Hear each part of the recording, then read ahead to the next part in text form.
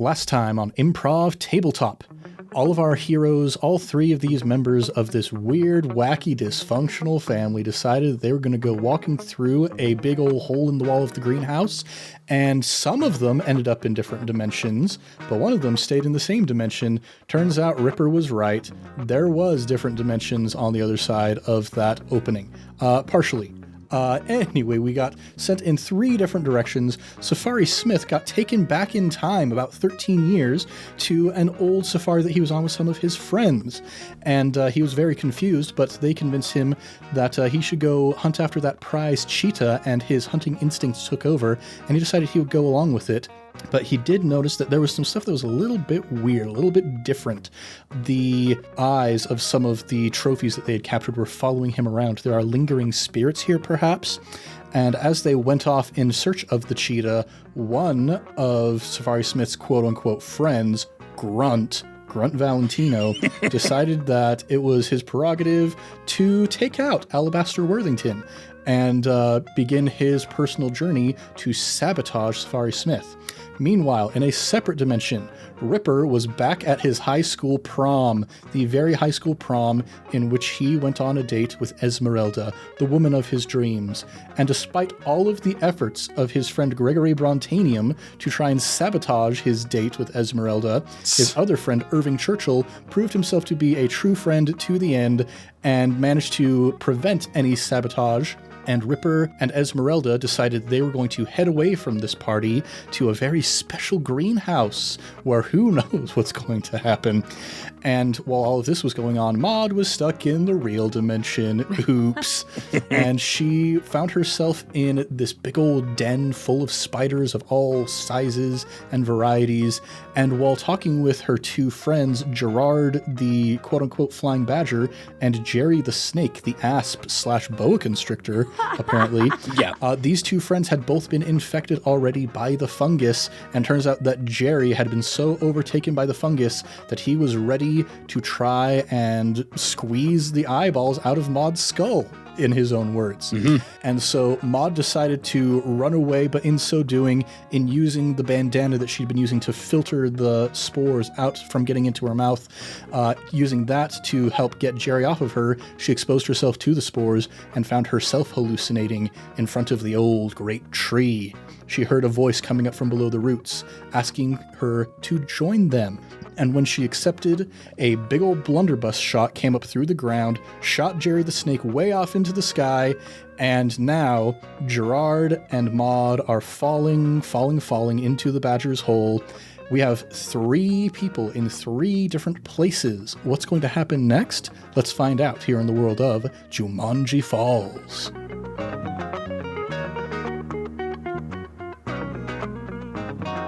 That was a long recap. Yeah, this recap was longer than the last one, which I think we already called out as being the longest recap in ImpTab history. This time, though, we're not going to forget to introduce ourselves. What's shaking, everybody? You're listening to Improv Tabletop, the Fate RPG actual play where we make up everything on the spot. I'm Ned Wilcock, your host and GM, and today I'm joined by... Caleb Anderton, just blunderbussing my way through this campaign. Heather, am I dead? No idea. And Thomas, snowed in. Oh, you getting is that big old storm coming through down south where you guys are as well? Oh, yeah. Yeah, right before we popped on this recording, it said 4 to 8 inches expected overnight. Hooray! Wow. So yeah, that's going to be wonderful to wake up to, which is why we are spending some time in a land of fantasy and imagination where we can pretend that snow doesn't exist. Hey. Canon now. Snow does not exist in the Jumanji Falls world. So true. It doesn't exist, certainly, in the part of Africa where Safari Smith is with his traveling companions right now. So I think we're going to make this Safari Smith's episode, along with his friends, Bruiser Paddington and Grunt. So before we get too far into this, because this is a longer campaign than usual, and we're doing all kinds of crazy stuff that we haven't done before in these Fate campaigns, Safari Smith, we're going to level you up. What? And then in subsequent episodes, we shall also level up our friends Ripper and Maud. But for now, Safari Smith, here's how leveling up is going to work for you. Fate Accelerated uses milestone leveling, which many of you may be familiar with from D&D. It's a very popular method in 5e. There are minor milestones, major milestones, and significant milestones in between. That's the wrong order. I said those out of order. Anyway, minor milestones. After a minor milestone, you can choose to do one and only one of the following things. You can switch the ratings of any two of your approaches, so you could swap sneaky and forceful if you wanted to, or quick and clever, or whatever the case may be. Wow. So that's one of the options. You could also potentially rename one of your aspects that isn't your high concept. You could exchange one of your stunts for a different stunt, or you could choose a new stunt, but that is going to decrease your refresh by 1. That is how many fate points you get at the beginning of every session. So, for the cost of only starting with 2 fate points at the beginning of the session, you could get another stunt. Wow, that's a lot. Yeah, so you can choose one of those 4 things for a minor milestone, but I'm also going to give you a significant milestone and a major milestone. Let's just go crazy with it, because we don't do leveling up in this system. Why not make a party of it while we are? If I remember, we did a slight change. It wasn't like a full level up, but I think we changed way back in Fallout back, I believe? Yeah. Like a few of us we were like, I don't think that really fits anymore. Maybe it was just me. I don't remember. Yeah, Bingo Dingo changed a lot in that campaign. Yeah. But right now, Safari Smith, you have the option to switch 2 of your ratings, rename an aspect that isn't your high concept, exchange your stunt for a different stunt, or gain a new stunt at the expense of one of your refresh points. Let's see. I remember regretting that I hadn't made, was it quick higher, I think? I believe so. Especially when that stampede was running through. You really, really wanted to be quick, and you were not. Yeah. I think I might swap flashy and quick. All right, bringing quick up to 2 and flashy down to 0. Mm-hmm. I think, honestly, this kind of makes sense given the fact that you are now 13 years in the past. You've got a little bit more spring in your step now that you're kind of on your old stomping grounds with your old friends. I like that. All right, so that's your minor milestone. For your significant milestone, in addition to the minor milestone, you get both of the following. If you have a severe consequence that's been around for at least 2 sessions, you can clear it. That is not applicable, but we can get rid of your minor consequence, a little bit of remorse. Let's get rid of that. And the other thing you can do is raise the bonus of one of your approaches by 1. Wow. What? I can't raise my peak approach, can I? You can. Oh. You just can't go past +5, Interesting. which isn't applicable right now anyway. Interesting. What am I gonna do? You could become just as quick as you are clever. You could become, maybe you didn't lose quite as much flashiness as you thought you did. Maybe that's still a +1. Mm-hmm. Or you could just put it all into clever. Be as clever as you possibly can be. I'm going to maybe represent a little bit of character growth here, and I think I'm going to put another point into careful. All right. Your recklessness just rushing into the situation has gotten you into a pretty strange place. It has, and there's a lot of things going on that Safari Smith was not expecting, which is maybe causing him to rethink some things, slow down a little bit. Yes, he does have a daughter, after all, as his friends just barely discovered for the first time.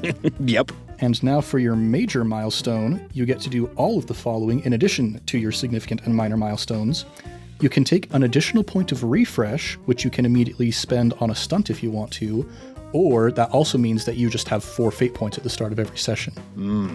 I'll take the 4 fate points. All right, go ahead and raise your fate points up to 4 then. And you also have the option, if you would like, to rename your high concept aspect. Father of the Wild. I kind of like the high concept aspect, and maybe Safari Smith is stepping into his role as father of the wild mod. Yeah, if anything, he is stepping more actively into that role. Yeah. Can I change any other aspects? Let me check back in our minor milestone. That is one of the options. You can rename an aspect that isn't your high concept. Though I'll say if you would like to, yeah, we'll give you the option to rename one of your minor, like your non-high concept aspects as well, in lieu of renaming your high concept aspect. The other ones we've got are Skeletons in the Closet, and Doubles Gets Another Turn. I'm going to rename my trouble, Skeletons in the Closet. I'm going to call my trouble Daddy Issues. Oh. And I think this is more of Safari Smith stepping into his new role, but having trouble being a father. Yeah. Those daddy issues. It's going both ways, it seems. Yeah, I mean, it's true, because we found out that his own dad wasn't the best. Yes. All right, well, there we go. We have got a leveled up Safari Smith. Very nice. All fresh and ready to go on this big old fancy safari to find that prize cheetah. Superb. Now, another thing that we probably should remember as well that I keep forgetting, I don't think it's typically an issue in our regular Fate campaigns because the length of an entire Fate campaign for us is about the length of what most people would do in a typical session. So we don't do this very often, but you can also clear your stress at the end of each scene. Ooh. So we can go ahead and let you recover from your stress at this point as well. So you're very fresh and ready. What? Nice. I'll take that. But is that like story driven? So is someone who's being taken over by a spirit not gonna recover their stress? Asking for a friend? We'll see what happens when we get to Maud's turn. But, I mean, Safari Smith, you just drank a whole bunch of that weird tincture, ointment, whatever stuff. That's right. That your friend Bruiser Paddington gave to you. So that definitely helped put some pep in your step. Yeah. So, Safari Smith, you have the entire... actually, I'm trying to remember. Last time you talked about either the jungle or the savannah, whichever it ends up being. Which do you think would be preferable, the jungle or the savannah? I mean, with Jumanji, we gotta go with the jungle. All right. So, how does Safari Smith track a cheetah through the jungle? By taste, by smell, by hearing. He uses all 5 of his senses. All right. He's leaning down, sniffing the ground, finding the footprints, licking them, tasting them, sniffing the air again, like just goes into full on. This is his element. All right. Go ahead and roll to overcome with clever. And I will roll for the cheetah with sneaky to see how well it's doing. Sorry, let me get some digital fate dice, because my children apparently stole my dice. I can't find them anywhere in here. Ain't that just the way? All right, that's a +4. The cheetah got all 4s on the dice for a +6. Wow. Wow. My goodness. I'm going to do something about that.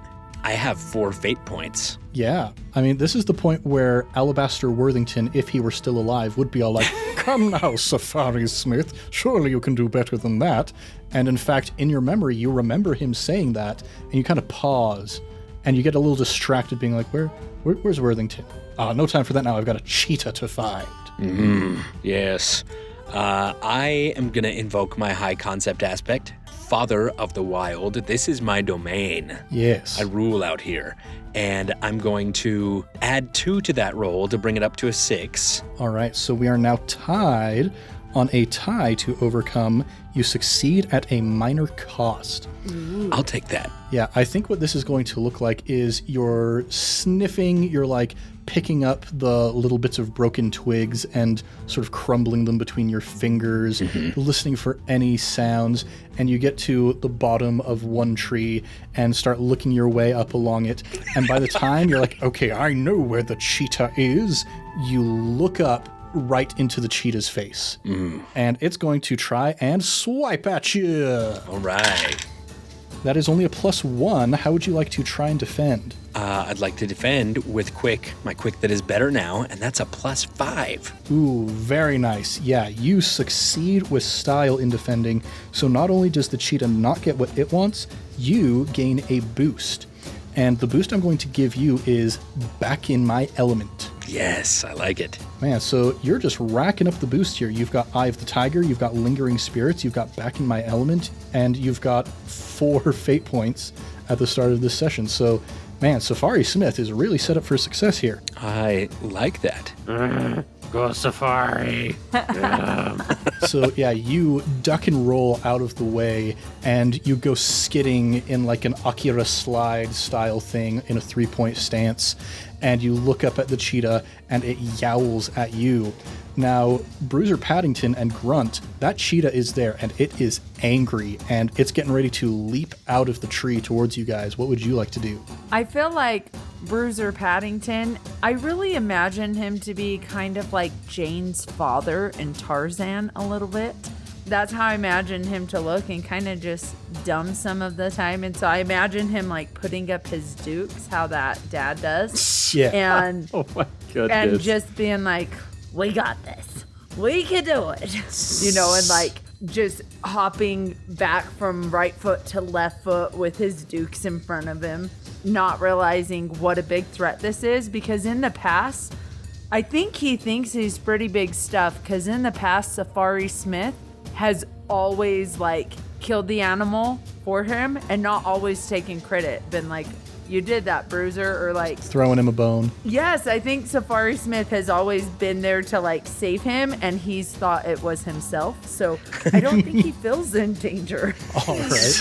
It's interesting that you bring up Tarzan, because I've been getting a lot of like Clayton, Brian Blessed sort of energy coming from Safari Smith. Yes, me too. Dude, Brian Blessed, what a tremendous man. Amazing. On the flip side of that, Grunt has never publicly killed an animal that Publicly killed an animal. that his crew has seen. Grunt, at least this amalgamation of Grunt, has always been the one to stay up late and guard, and then all the leopards that come at them, he deals with them while everyone's asleep. Oh. He deals with them. And then when they ask how the night went, he grunts. And so he's going to just slowly walk forward as sort of like cheering on Safari Smith, but get really close, almost like in a flanking position, I would say, but Almost. no, but he's going to ready an action, if I may say. No, he's not going to intervene with Safari Smith, so he's going to like smack Safari Smith's back while he's like wrestling with this animal, and like right in front of him as the teeth are like he's just gonna Smith. All right. Let's have then Bruiser and Safari, both of you roll with Flashy. I'm trying to think what Flashy would we give to Bruiser Paddington, this short, balding... I'm sure at least a +2 if he's putting on the old English, put up your dukes, come at me, boy. Yeah, Queensbury rules. Yes, Queensbury rule. Yeah, well, let's give you a +2 for that. Why not? And I feel like Grunt is certainly a +0. Yeah. Grunt is not even trying to get the cheetah's attention at this point. Yeah. Just like stalking like a scavenger around the outskirts for the moment. I like that description. Bruiser got a 4, All right. which is better than Maud has ever done. Dang. It's only a +1 for Safari Smith. All right. Well, Bruiser Paddington, that means that the cheetah looks at the two of you and goes, which of these seems like the one that I could take out much, much more quickly? And looks at this scrawny little guy, just not realizing how much danger he's in. And the cheetah is going to leap right for you. So it's going to spring back on its legs, and you hear like the coiling of muscle, and it lets out a yowl as it rushes towards you with quick. How would you like to try and dodge out of the way? He's actually not gonna dodge. Oh. He has seen Safari do this so many times that he's gonna take the cheetah's momentum and put his feet on the cheetah's belly and back somersault, flipping the cheetah way back into a tree. All right. Yeah, that sounds, clever. Okay. To pull out this fancy maneuver here. And Bruiser Paddington maybe is not necessarily the finest physical specimen, but maybe he's got a decent mind. My guess is maybe a 1. A 1? I don't think he's the brightest, but he's not dumb. All right. Let's have you go ahead and roll +1, and I'll roll +3 because the cheetah is quick. It got 4 pluses again. Oh, wow. So that is a 7, is what you said? That's a 7 total. All right, so are we adding on to what I got with Flashy? I'd like to assist. Oh, all right. Yes, so Bruiser, for this roll, it's just your dice plus your clever. Well, that's a 0.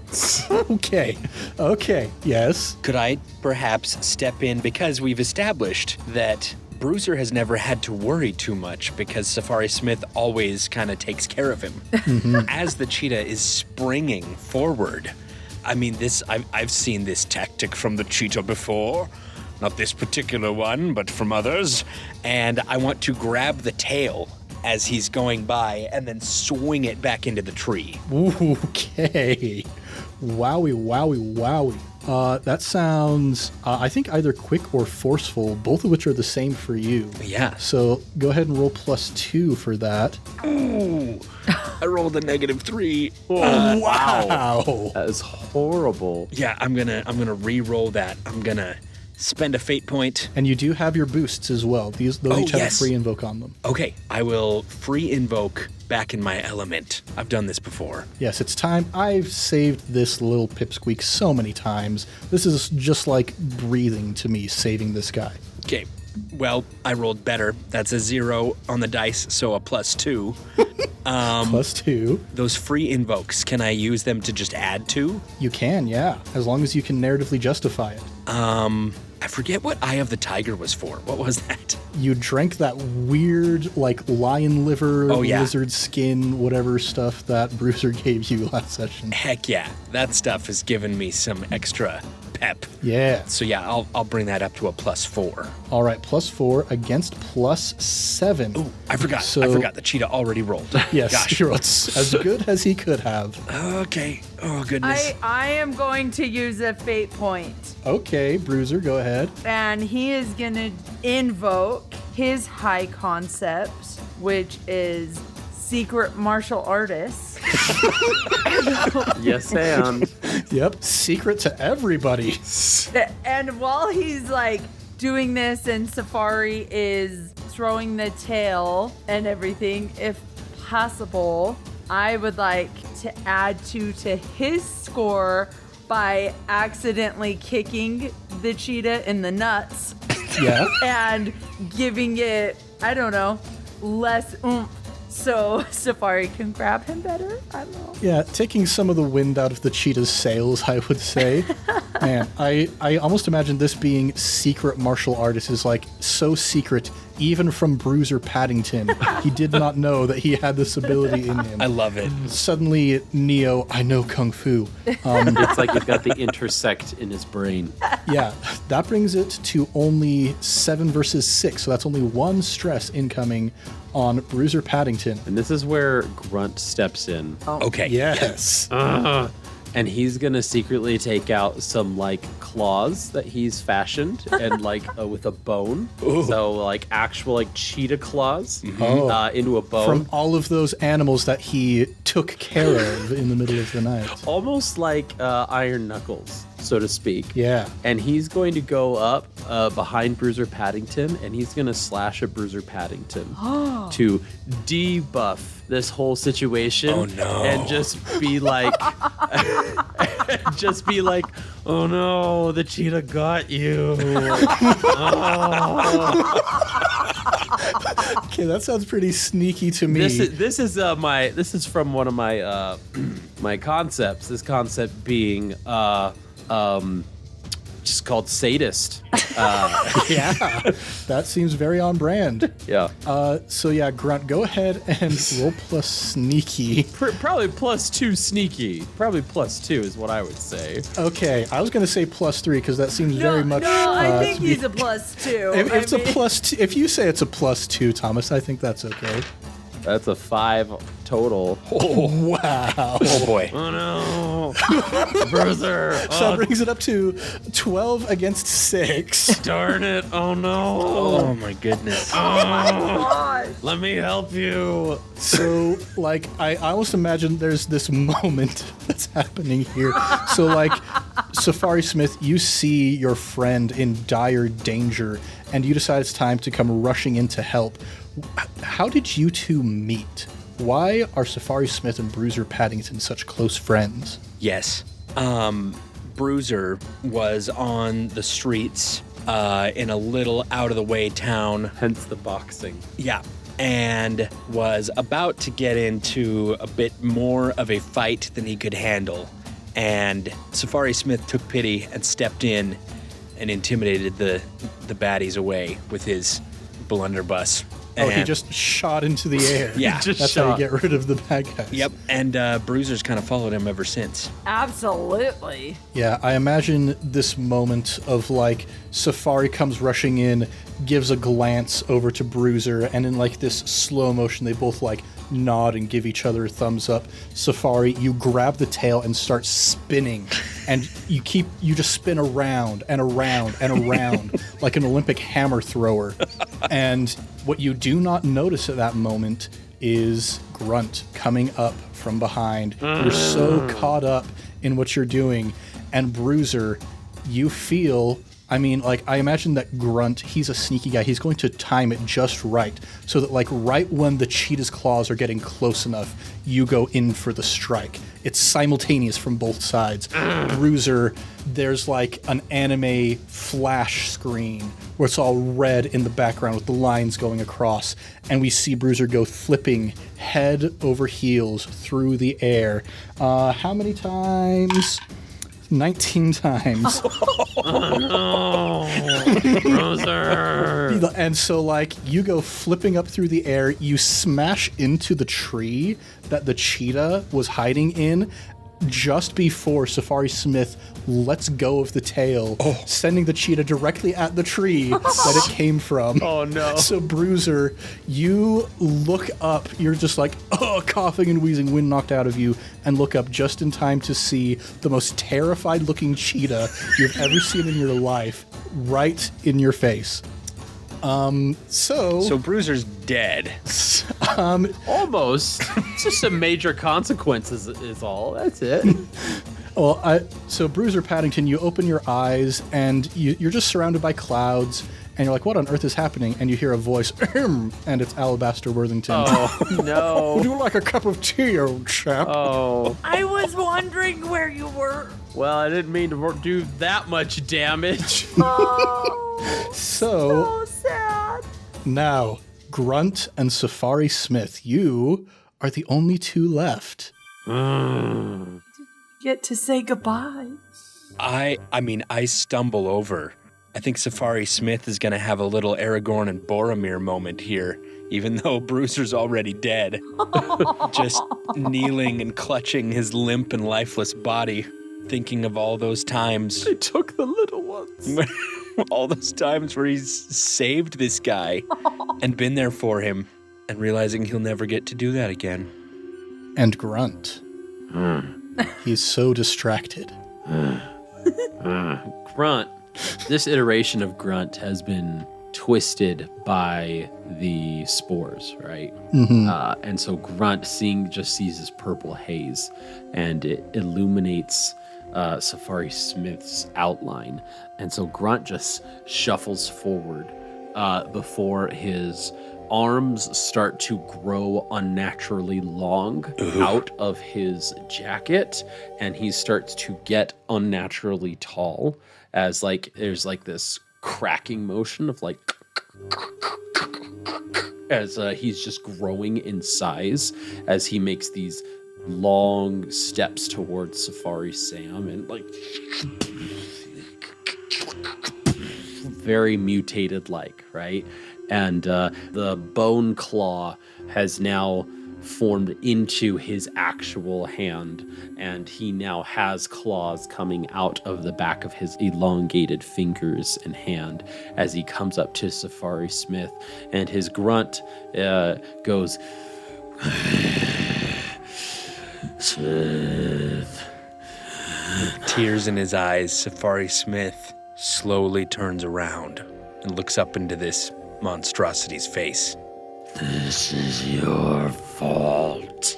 As he goes to kick Safari Smith against the tree, scattering into the jungle a little bit. Ooh, sounds pretty forceful to me. Let's give that a +2 as well, I suppose. Yeah. Safari Smith, your friend, is coming at you pretty intense right now. How do you try and defend yourself? I don't think I do at this moment. I'm too stunned from everything that's happened. Ooh. I just want to understand. That is a 3 that I rolled. 3. Okay, so, Caleb, do you want a minor consequence and 1 stress, or just 3 stress? Minor consequence. Okay, we're going to call that etu brute, etu grunte, Grunte. etu grunte. I like it. As Safari Smith comes to a stop, and just and You brought us out here to these forsaken fields. And Safari Smith, as you go spinning now head over heels, just the same way that Bruiser Paddington did, each flick of your head against a tree root, each time your feet brush some of the leaf litter up off of the safari floor into the air, just like some kind of bizarre confetti, this party of violence that Grunt has brought to your safari here. As you're spinning through the air, we go back in your mind's eye to the day that you met Grunt. How did you two meet? Grunt was an interesting case. Grunt was the singer at a local dive that we were hitting before going on safari the next morning. He was up there singing in his grunty way. Darkness. No parents. And hearing that song and hearing the anguish in his voice, Safari Smith could tell that he longed for more, that he wanted more from this life than just darkness and no parents, even though he was super rich, and that kind of made it better. As the song says. yes. And invited him to come out and try the safari life with them. And he took to it surprisingly well. And Grunt, you were given this opportunity. What was it that made you decide to follow along with Safari Smith? Safari Smith was the person, he was a leader, and Grunt always needed a leader in his life. He always followed after a leader. He was the singer of the band, but not the leader of the band, right? And so he always just followed one leadership role to another leadership role. But as the years went on, he just found he didn't like being out in the safari, and he saw that this type of a leadership role, and maybe it was every leadership role, was forcing those around the leader, or Safari Sam in this instance, to change to Safari Sam's whims, to his desires. And the other two companions were losing their identities as well, Bruiser and Alabaster, and Grunt was losing his identity as well, but also found some freedom in the nighttime when he was just by himself in the wild, being just so independent there, but realizing that Safari Sam's the reason for all this misery. And so, Safari Smith, as you finally come to a stop, like your head kind of bonking up against a tree as you are lying sprawled between two of the roots that are surrounding you, creating almost this funnel for Grunt to trap you into. You can see, you look up to either side and the roots are tall. You are beneath this immensely massive tree, this old great tree, you might say. Old great tree. Grunt is slowly advancing towards you, forward and forward, and you can hear these mumblings of the disquieted feelings that Grunt has always had towards you, that you have always been the one forcing yourself on other people, making them do things for you, all of the selfishness, all of the lack of remorse that you have experienced through your life. And you see now this physical manifestation of all of the resentment that everybody has had towards you, walking slowly on these enormous arched arms, the hands cutting deep into the soil as it pulls itself along. How is Safari Smith feeling right now? Safari Smith is having a bit of a crisis. And it is at this point that I think Safari Smith looks around and realizes, kind of snaps back to the reality of the actual situation that he's in, exploring this greenhouse. His daughter's out there, his nephew's out there, and this isn't the real world.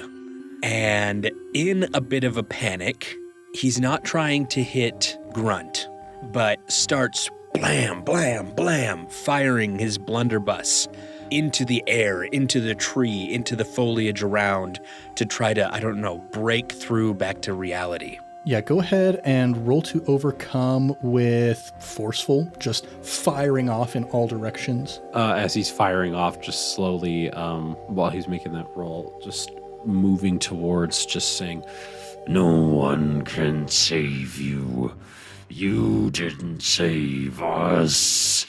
I had to free them from your selfishness. And I will free myself. Oh boy. This is like such Coraline energy I'm getting from this right now. Yeah. also kind of Owl House a little.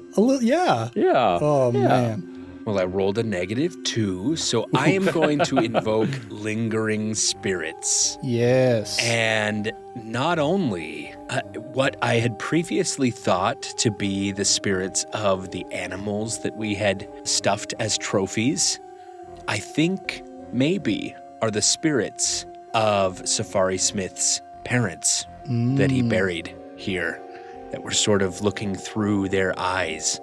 And I'm going to say those spirits help him to come back to the current situation. Yes. Go ahead then. Do you want to re-roll or just add the +2? Yeah, I'm going to re-roll that. Yeah, while you are re-rolling, you hear, like you're just firing blindly off in all directions, and you hear from the ground beneath you, roiling upwards, almost like bubbles boiling from the bottom of a pot, these snippets of voices from deep, deep beneath the old great tree.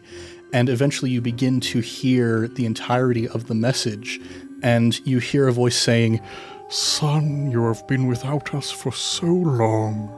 Would you not wish to come and join us down here? With that re-roll, that brings it up to a +3. +3, yes. Certainly better. Yes, you hear this offer from these spirits, but there are other lingering spirits as well. Bruiser Paddington, how do you and Alabaster Worthington help your friend in this moment of dire need? Well, it's kind of obvious to Bruiser now that he may be a little bit cleverer. His eyes are open a little bit more. That although his friend Safari thinks that like whatever he is hearing or responding to is good and helpful, that those are the wrong spirits to listen to. And so although he can't be seen, he's gonna like come up in spirit form like behind Safari and gently with like spirit magic underneath each arm kind of bring up his arms, even though he's got his blunderbuss in one hand, like kind of bring him up in a position of putting up his dukes. And he's gonna whisper, No. Come on, buddy. Come on, Sammy boy. Give him the old 1-2. Yeah, you feel yourself buoyed up by this voice from the other side. And you can feel yourself like at this kind of nexus point between the dimensions. Everything goes slow for a moment. And as your friend is lifting your arms upward, you can feel your entire body become weightless for just a moment, as if you're moving slowly through honey. You can feel things like tugging on you from different directions. You feel the anger of the morphed, mutated figure in front of you. You feel the hunger of the voice of your father coming from deep below you beneath the old great tree.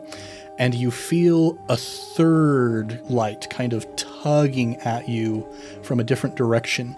You heard Bruiser's voice on one side, and you hear Alabaster's voice now on the other side say, Come now, Safari, you don't want to go down to either of those dark places, do you? You have people who need you. And then Bruiser's gonna say one more time, You're not who they say you are. You know who you are. You're the guy who saves the little ones. You are the one. You got this. At that moment, Grunt is like opening his mouth as this like purple like gas starts to like leak out of it, and his eyes like glow all purple as he gets closer and closer, raising his hands, coming closer and closer to Safari Sam as he's cornered in this tree. And with that, I'm going to use my stunt, the biggest blunderbuss. Ooh. And I'm going to blunderbuss him right in the mouth. Yeah, your resolve is steeled, and in this moment you feel your body come back to its perfect acuity underneath your control, and with a great blast of power and energy and emotion, flames erupt from the end of your blunderbuss and propel you backwards through the tree, now incorporeal, and you begin flying away from the scene. You see Grunt down on the ground, one claw clutching at his face. And you see your two friends, Alabaster Worthington and Bruiser Paddington, waving goodbye to you as you go flying away through the cosmos, through skies, past galaxies and nebulae, as you feel yourself being drawn towards the place where you are needed, towards the place where the little guy needs you to save them. And I think that is where we're going to pick up next time. You did it! Oh, man. Can I just say, I think Bruiser at that point would then immediately put up his dukes and just start beating the crap out of Grunt. Try to bring me down, eh? Spiritual beatdown. Should we have just a quick little roll-off between Grunt and Bruiser to see who beats who? Yep. Oh, no. Here we go. Does Bruiser get extra power with his punches because he's a ghost now? Ghost fists. I think we'll give him a +2 for Alabaster Worthington's assistance. There you go. For sure. So forceful and a +2. There you go. Yeah. Oh, Grunt rolled bad. Well, what would my forceful be? I feel like he's not forceful, to be honest. Probably a 1, I suppose. Like a 0 or what? So +2 from your assistance from Alabaster Worthington. Okay, that's a -1. Oh, God. Oh, well, I got a -2. Oh! Yes! Spectral Bruiser. Yeah, though you are incompetent, you are at least not trying to deal with a blunderbuss wound to the face. So there you go.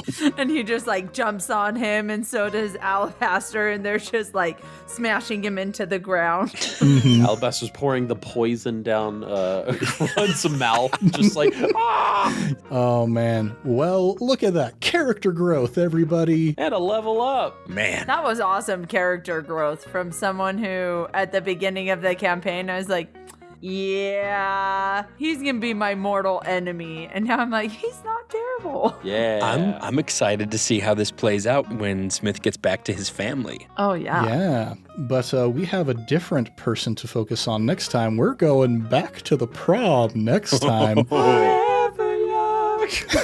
In the meantime, thanks everybody for listening to Improv Tabletop. We'll be back next week with more adventures in the world of Jumanji Falls. If you want more, go ahead and subscribe, maybe even give us a review. We would be just as happy as two dead friends who know that they can still do good for their friend who's still alive in a strange dimension. If you go ahead and give us a review on the podcatcher of your choice, why not? We're also all over social media, but like I said, I don't care about that social media. If you want to talk to us, we've got our email, improvtabletop@gmail.com. We've also got our Patreon Discord. Lots of fun discussions are happening. We've had so many people sharing photos of their pets, and it's just a delightful, wonderful opportunity to see some cute little critters. So don't be afraid to reach out. Now, it's time to shout out our next batch of Sticker Club patrons. Yeah. And the patrons we're shouting out this week are Mackenzie Peterson, Paul Cosgrove, and Peter Uns. Hey, I know some of those people. Yeah. These people are the ones who were the other members of Grunt's band at the Speakeasy. Yep. And just every single time you performed a show like, why do we have this guy? He is not a good singer. He does not know how to enunciate. And you were so grateful when Safari Smith finally took him off your hands. And then you hired... Jesse McCartney. Why not? We were talking about Jesse McCartney before we started recording today. There we go. Now he's part of your band, and you're more successful now than ever. Chipmunk version, though. Yes, Chipmunk Jesse McCartney. Oh, no. Oh, boy, oh, boy, oh, boy. We will have more patrons to shout out next week, and if you, dear listener, want to join their rank, consider joining our Patreon at patreon.com/improvtabletop, where you can also get things like Discord access, biennial sticker packs, and more, such as our current ongoing patron-exclusive campaign, Miceborn, the Mouse Ritter Chronicles, which incidentally will not be ongoing for much longer. In fact, as we are recording this right now, in 2 days from now, we are going to be recording the finale of the Mouse Ritter Chronicles. Mm-hmm. Yep, going to be exciting to see how that all resolves itself. And then next time you hear from us on Jumanji Falls, we'll probably be telling you about our next patron-exclusive campaign that we're already plotting for. Now, let's do a round of plugs, and I'll take that this time around.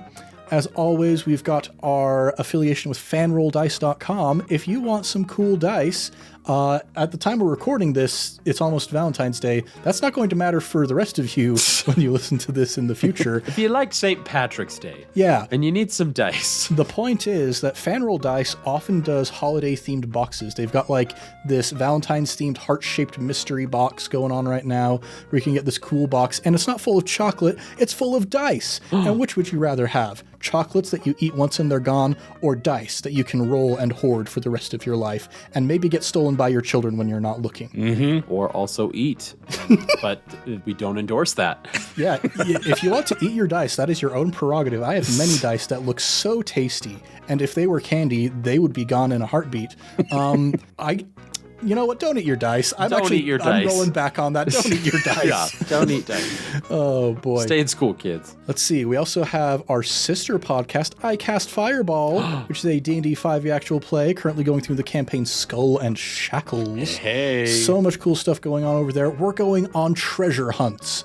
We are finding ancient derelict wrecks on the bottom of the sea floor that are haunted by all kinds of strange undead creatures.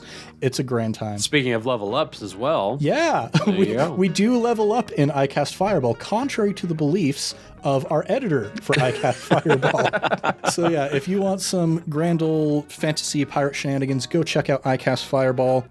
And the other thing that I would like to plug right now, so last time we went through Jumanji Falls and we did the plugs, none of you plugged your small businesses. Are any of them still open? Because I would like to plug any of them if they are still open.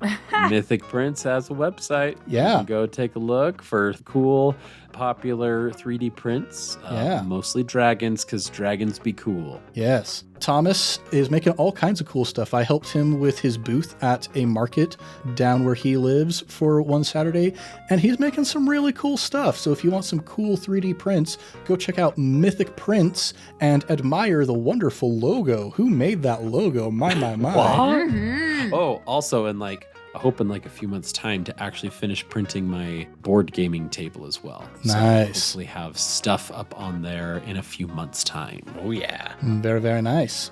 So yeah, go check out Mythic Prints. And I'm also just going to plug something that's on my mind right now. Henry Weinhard's root beer is really, really good. There's a lot of root beers out there in the world, and Henry Weinhard's is probably my favorite. If you're interested in a nice, high-quality root beer, go check out Henry Weinhard's root beer. They are not a sponsor of this podcast. If anybody working for Henry Weinhard's is listening to this, why would you be? But if you are, reach out to me. I would love to do a sponsorship with you. I already tried that with Fever Tree Tonic Water years and years ago, and nothing came of it. I know. So I doubt anything will come of this, but it is what it is. That's life. You just enjoy the stuff that you enjoy, and don't worry about getting a sponsorship. Just let people know the stuff that you think is cool. That's what this plug section is all about. Am I right? Very true. That's right. Yeah. Go try Welch's Juiceful Fruit Snacks. They're really good. I've got some on my desk right now. What else do I have on my desk that I really like? Dots Pretzel Sticks. Go get some Dots Pretzel Sticks in your life. Go live your life, folks. Yeah. Eat good food. Do it. Yep. Good food, good snacks. Good episode, everybody. Well done. Very well done. Fun stuff. Well, everybody, thanks for joining us here in the world of Jumanji Falls. I'm Ned Wilcock, your host and GM, and I've been joined by Caleb Anderton, existentially hunting. Heather, Spectral here. What will I be in the next one? And Thomas, Dead with Darkness. Whew, much love and stuff, everybody. We'll catch you next time on Improv Tabletop.